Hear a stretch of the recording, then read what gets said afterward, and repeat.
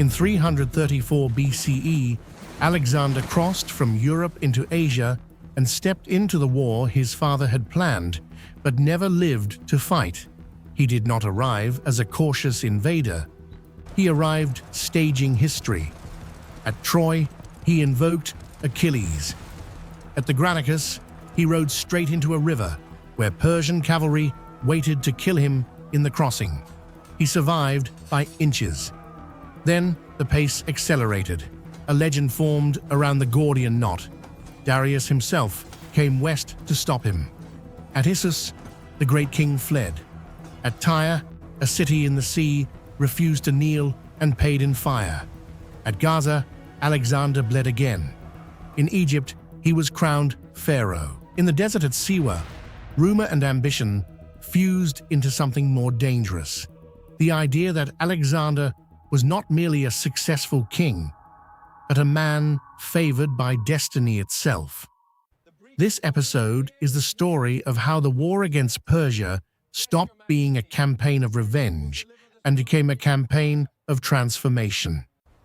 By the time Alexander turned inland again, he had not only beaten Persia's western defenses, he had changed the map, changed his own image, and begun to walk into legend.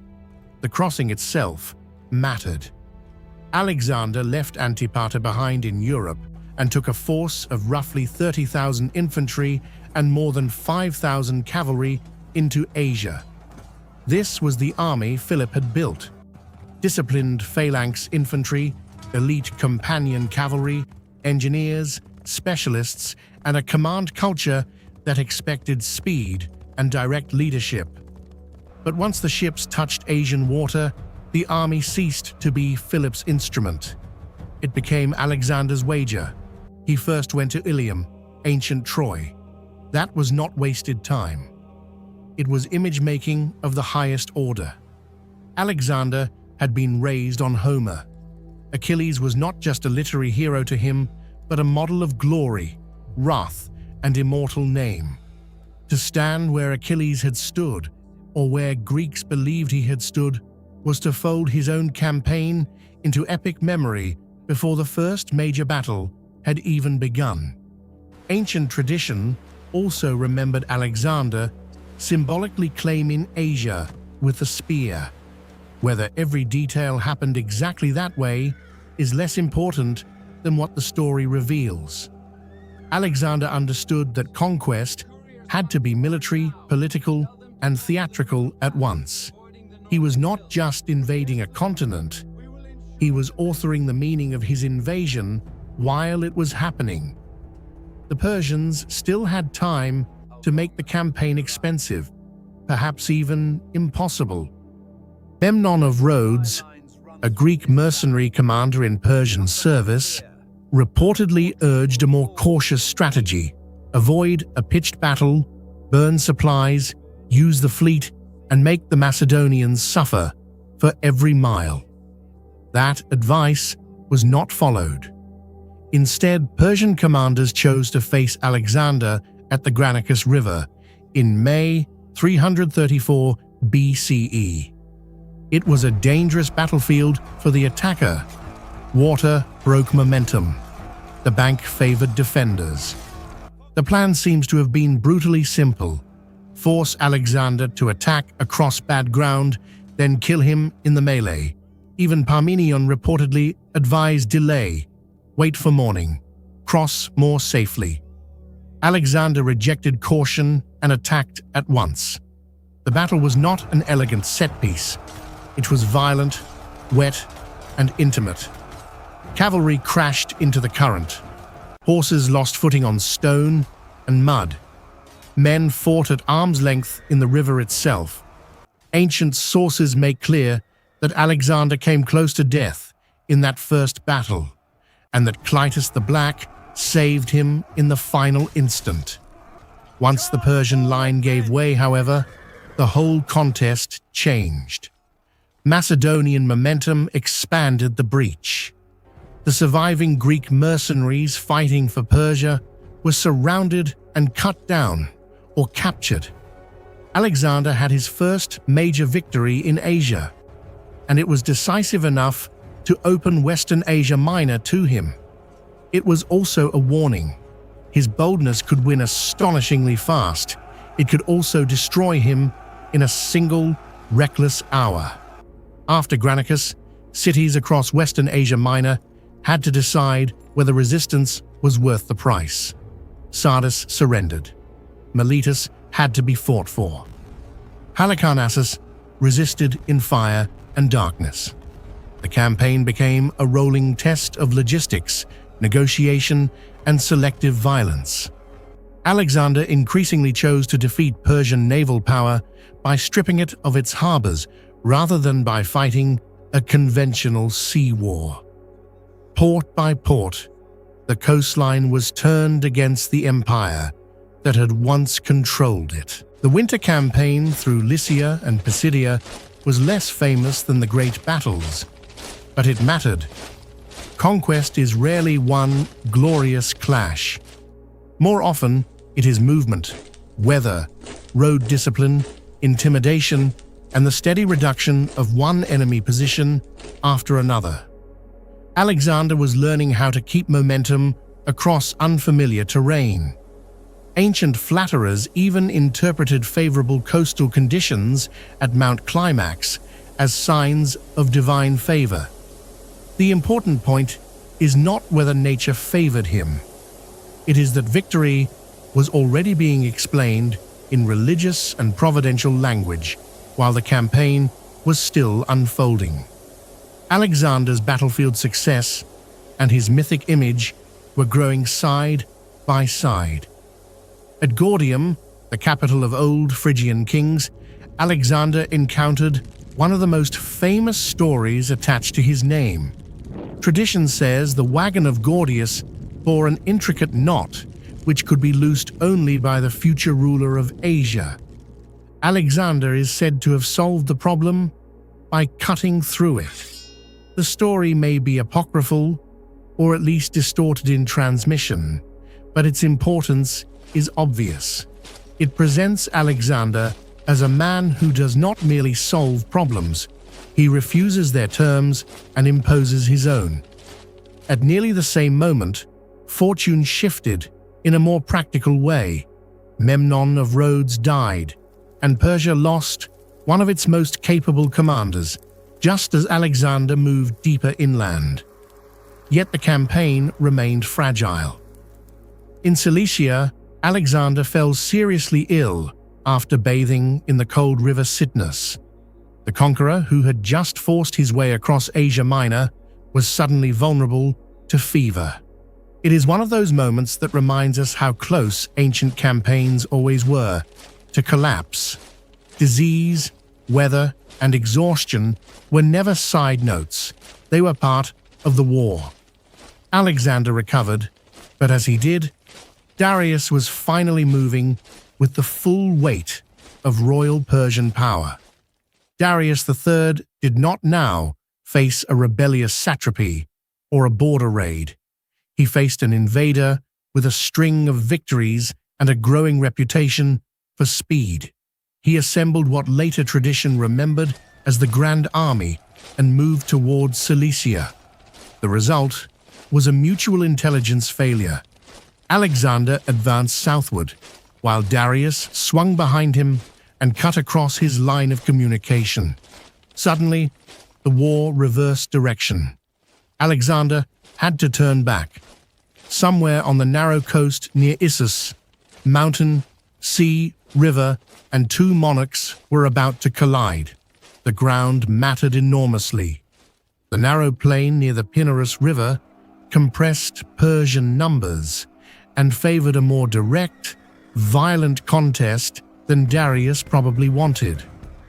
Alexander understood that if he could strike effectively on one wing and drive toward the royal center, the battlefield itself might neutralize the empire's numerical advantage. This is what makes Issus more than a dramatic duel of kings.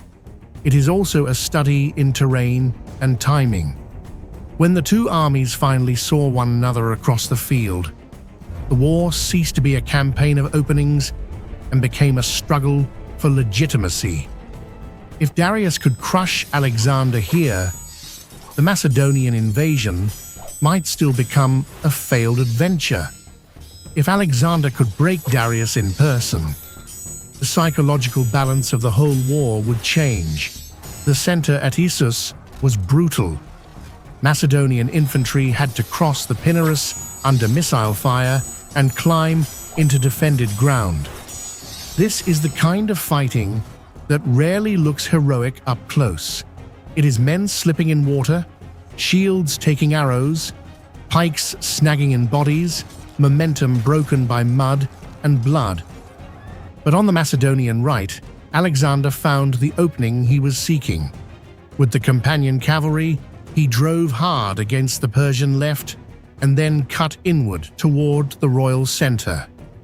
Darius, in his chariot, was not simply a spectator. He was the axis of the Persian army's confidence. Once Alexander came dangerously close to that axis, the entire battle entered a different phase. Darius turned away. That decision, whether judged prudent or fatal, changed everything. What had been a hard battle became a rout. Persian troops fled. The king escaped, but not with his army intact. In the captured camp, Alexander found Darius's family, his mother, wife, and children, expecting the usual fate of the defeated. Instead, Alexander offered protection.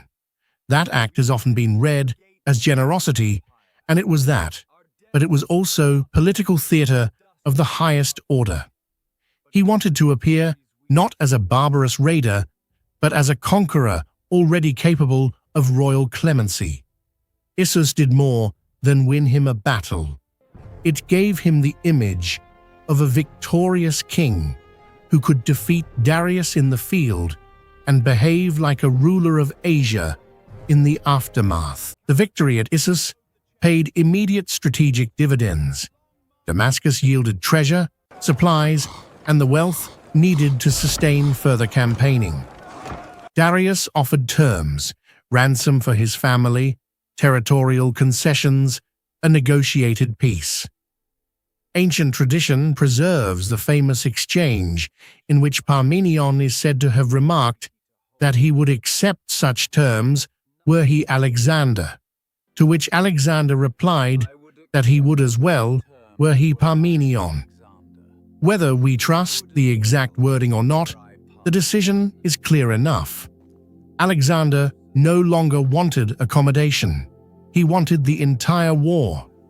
He then turned south into Phoenicia with a precise strategic goal: isolate the Persian fleet by stripping it of the ports that sustained it. Byblos submitted. Sidon submitted. The eastern Mediterranean coast was being detached from Persian sea power piece by piece. Then he reached Tyre, and the war ceased to be fluid again. It became a siege of will, engineering, and exemplary violence. Tyre was an island city, heavily fortified and protected by water. From the mainland, it looked less like a target than a rebuke. Alexander could not simply ride at it. He had to alter the coastline itself. So he began the causeway. Stone, rubble, timber, labor, and discipline driven outward into the sea. It was one of the great engineering feats of ancient warfare, and one of the clearest demonstrations that Alexander did not retreat when a problem became absurd. He made the absurd his method. The Tyrians resisted intelligently. They used archers, artillery, ships, fire, and every advantage of height and harbor. Macedonian workers were exposed on the mole. Towers rolled forward under a storm of missiles. Then came one of the most dramatic reversals of the entire campaign: a fire ship attack that turned Macedonian siege works into blazing wreckage. Lesser commanders might have withdrawn, cut losses, or settled for political theater.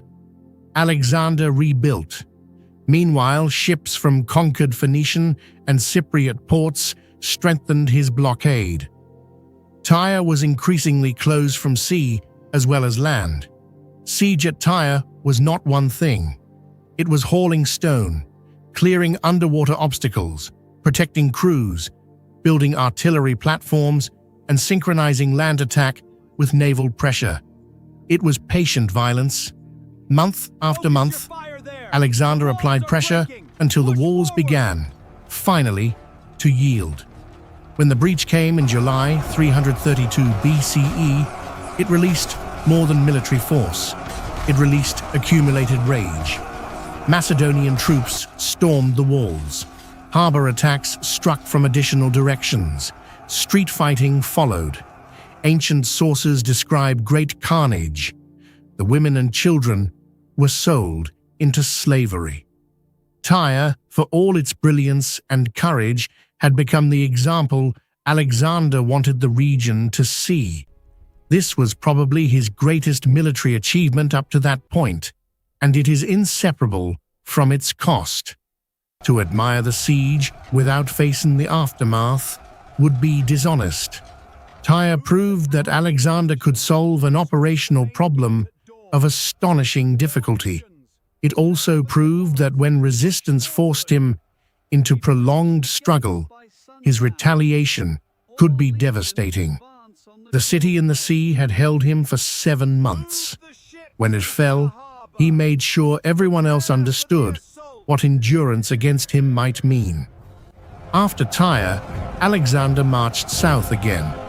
Gaza, sitting high on its mound, blocked the road into Egypt and forced yet another siege. The pattern repeated itself in harsher, drier terrain. Ramps, towers, exposed labor, punishment from above. During a sortie, Alexander was seriously wounded in the shoulder. Again, we see the physicality of his command style. He was not a distant organizer behind the line. He was present enough to be wounded, visible enough that remaining visible after the wound itself became part of leadership. Once Gaza fell, Egypt lay open. Here, the tone of the campaign changed dramatically. Egypt had reasons to welcome a conqueror who arrived as the enemy of Persian rule. At Memphis, Alexander respected local religion, sacrificed to Apis, and accepted the symbolic language of pharaonic kingship. This was not surrender to Egyptian culture. It was intelligent, imperial behavior. He understood that legitimacy in conquered lands could not be built by force alone. Ritual mattered. Priesthood mattered. Local forms of sovereignty mattered. In Egypt, Alexander did not simply occupy. He positioned himself to inherit. Near the western arm of the Nile, between the Mediterranean and Lake Mareotis, Alexander chose the site of a new city, Alexandria. That choice has often been overshadowed by battles, but it may tell us as much about him as any cavalry charge. Cities are a slower form of conquest. They outlast campaigns, they stabilize routes, move goods, shape memory, and project power across generations. The site was extraordinary. Protected by Pharos and connected to fertile and maritime worlds at once, it promised a harbor city of uncommon reach. Ancient tradition later embroidered the planning with stories, but the core fact is secure. Alexander founded a city meant to bind empire into geography. Here, conquest was no longer just destruction or submission. It was construction, planning, and the imposition of a new future on landscape itself. Egypt also fed another side of Alexander. The pupil of Aristotle never fully disappeared beneath the conqueror. Rivers, causes, geography, peoples, and natural phenomena all held his interest. Even amid war, he remained curious. That curiosity did not make him gentle, but it did make him more than a battlefield machine. Then came the journey west and inland to Siwa. The route was hard enough to invite miracle.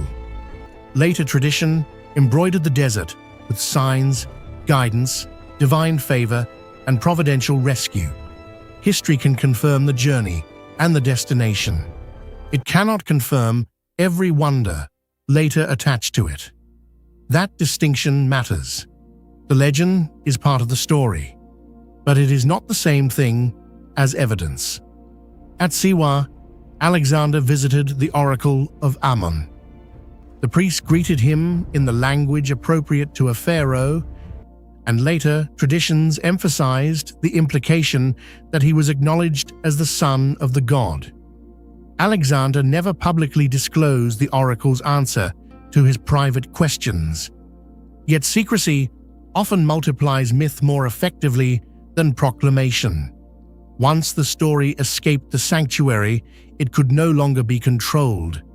Siwa did not transform him overnight into a god-king, but it sharpened something already present. Alexander had long been surrounded by stories of exceptional destiny. At Siwa, those stories acquired a new religious charge, one linked to Egypt, to kingship, and eventually to the idea that his authority was not merely political or military, but cosmically sanctioned. Whether Alexander fully believed all that, partly believed it, or learned to use it, the effect was the same. The distance between man and myth narrowed. In spring 331 BCE, Alexander returned to Tyre. Egypt had secured his hold on the eastern Mediterranean coast. He appointed a Macedonian satrap for Syria and then turned inland. In July, he crossed the Euphrates at Thapsacus. Rather than follow the easiest direct route to Babylon, he angled across northern Mesopotamia, forcing Darius to adapt once more. Both kings were now moving toward the battle that would decide whether Alexander remained an invader of Persia or became its master. Behind him lay a chain of transformation. At the Granicus, he had survived boldness. At Issus, he had broken Darius once. At Tyre, he had proved that engineering and cruelty could conquer what seemed unconquerable. At Gaza, he had bled again. In Egypt, he had been crowned. At Alexandria, he had founded. At Siwa, he had entered the dangerous borderland between kingship and divinity. The map had widened. So had the story told about him. Ahead, on prepared ground in Mesopotamia, those forces, military skill, political ambition, and expanding self-image would meet their greatest test. This is where episode 2 ends, not in final triumph, but in approach. The sea is behind him. The empire's interior is ahead. Darius is waiting. And the next battle will not merely open a road, it will decide Asia.